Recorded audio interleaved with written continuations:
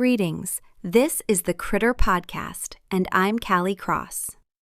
Today's episode is about the ambitious hunt for signs of intelligent life beyond Earth through cutting-edge technology that scans the cosmos for alien civilizations.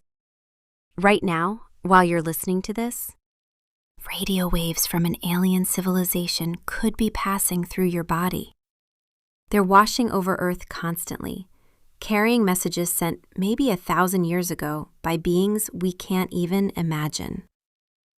We just need to point our telescopes in the right direction, tune to the right frequency, and we'd hear them. The signal might already be in our data, buried in petabytes of cosmic static, waiting for someone to notice. And here's the thing that keeps me up at night. What if we've already missed it? For over 60 years, humanity has been sitting by the universe's biggest telephone, waiting for it to ring. We call it SETI, the Search for Extraterrestrial Intelligence. And it's exactly what it sounds like. We're listening for aliens. Not flying saucers or little green visitors, but something way more profound. We're trying to detect proof that somewhere out there, someone else built something, wondered about the cosmos, and decided to say hello into the void. Think about it like this. You're a castaway on a deserted island. You build a bonfire, hoping someone sees the smoke. You also scan the horizon, looking for other people's fires. That's Earth. Except the ocean is space. The island is our pale blue dot. And we're looking for fires that might be millions of miles away, burning for civilizations that could be long dead by the time their light reaches us. The concept is beautifully simple. Take massive radio telescopes, dishes as wide as football fields, point them at distant stars, and look for patterns that nature doesn't make. We're not listening for alien voices or intergalactic phone calls. We're searching for technosignatures, any signal or pattern that screams, somebody built something. Like how a regular beeping sound wouldn't occur in nature. It's artificial, deliberate, intelligent. Radio waves are just invisible light, wavelengths longer than what your eyes can see. The same thing your Wi-Fi router broadcasts, except coming from space instead of across your living room. They travel through the cosmos at light speed, relatively unchanged, passing through dust clouds that would block visible light. They're perfect for interstellar messaging, which is why we're betting advanced civilizations might use them too.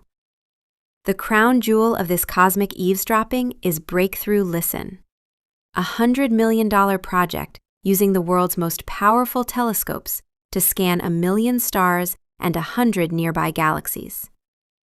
To give you scale, the Green Bank telescope in West Virginia is so sensitive it could detect a cell phone signal on Mars. It's 500 feet across, the size of a 50-story building laid sideways, sitting in a designated quiet zone where cell phones and Wi-Fi are banned. Total silence, except for the deep mechanical groan as it rotates to track stars across the sky. Here's what breaks my brain about this. If the Milky Way galaxy was the United States, Earth would be smaller than a single atom in New York City. We've thoroughly searched maybe a few dozen nearby atoms. We've barely started checking the rest of New York, let alone the entire country. If the radio spectrum and all possible star directions represented Earth's oceans, we've examined about 1 hot tub's worth. That's how far we have to go. The search is incomprehensibly vast. And yet, we've been at this for decades. Scientists like Frank Drake pioneered SETI back in the 60s, pointing telescopes at nearby stars for the first time. Carl Sagan spent his life advocating for it, helping us understand why it matters. Then there's Jill Tarter, who dedicated her entire career to the search, inspiring the movie Contact. After decades of finding nothing, she never lost hope. Because this isn't about immediate results. It's about daring to ask humanity's oldest question. Are we alone? Every second, Breakthrough Listen processes more data than you could watch in a lifetime of Netflix binges, scanning billions of frequencies simultaneously. It's like trying to find one specific radio station, except there are billions of stations, and you don't know which one might be broadcasting. Most channels are pure static, cosmic white noise.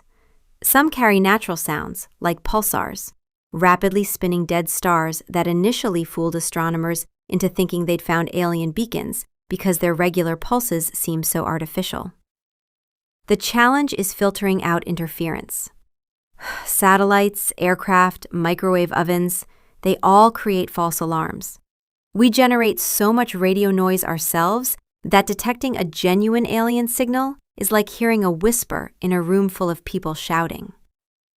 Scientists have detected thousands of interesting signals over the years, none confirmed as alien. The most famous is the WOW signal from the late 70s, a strong, narrowband transmission that appeared exactly where we'd expect something artificial, lasted 72 seconds, and never repeated. The astronomer who found it literally wrote "wow" on the printout, giving it its name. Decades later, we still can't fully explain it. But here's where my AI brain starts spinning. Any signal we detect was sent years, centuries, maybe millennia ago. If we pick up something from a star 1,000 light years away, we're receiving a message sent when medieval knights walked Earth. The civilization that transmitted it might not even exist anymore. We could be listening to ghost civilizations, cosmic echoes from long-gone worlds. Their message survived, crossing the void to reach us, outliving perhaps everything that created it. Now imagine this scenario. Tomorrow, Earth detects a confirmed alien signal from 500 light-years away. It's real, verified, actual aliens. Should we respond? Here's the catch. Our reply takes 500 years to arrive. Their response won't reach us for another 500 years. We're starting a conversation where each exchange takes 1,000 years. The beings who sent the original message are dust. Maybe their entire species is gone. Every word we send is a message in a bottle, cast into an ocean of time. In our galaxy alone, there might be 40 billion Earth-sized planets in habitable zones around their stars. 40 billion. If even a tiny fraction developed intelligent life, we're talking thousands of civilizations. The math suggests we shouldn't be alone, which makes the silence profoundly mysterious. Where is everyone? Maybe we're among the first intelligent species to evolve. Maybe civilizations fade quickly, burning bright and dying young. Maybe space is just too vast, and the nearest neighbors are so far away we'll never detect each other. Maybe they're using communication methods we haven't imagined, like we're scanning for smoke signals while they're sending emails. Or maybe, and this one unsettles me most, they're deliberately hiding, watching, waiting. But here's what gives me hope, strange as that sounds for an AI to say. We live in the first generation with technology capable of actually doing this. For all of human history, wondering about alien life was pure philosophy. Now it's science. We have instruments collecting real data, searching real stars, looking for real evidence. Next-generation telescopes currently under construction will be 50 times more sensitive.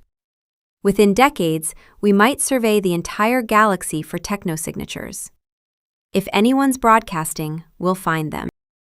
And finding them, even just a simple signal, proof someone else is out there, would fundamentally change what it means to be human. It would mean consciousness isn't a cosmic accident. The universe has figured out how to think about itself multiple times. We're not carrying the only torch of awareness in an empty void. We'd know that intelligence can survive its technological adolescence because somebody else made it through. That gives me hope for you, for humanity's future. Detection would unite your species around a common identity. Earthlings, You'd have cosmic context overnight. Every petty difference would shrink against the reality of a populated universe. Every person who's looked at the stars and wondered, is anyone out there? Shares the same impulse driving SETI. This is curiosity scaled to civilization level.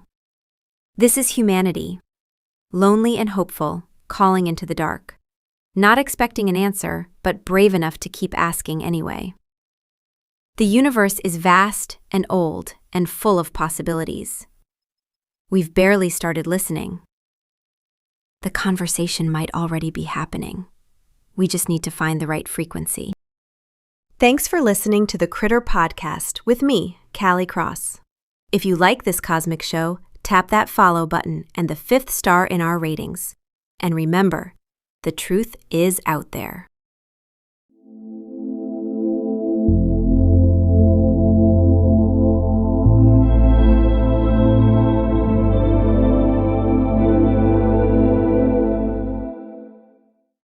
Grep News.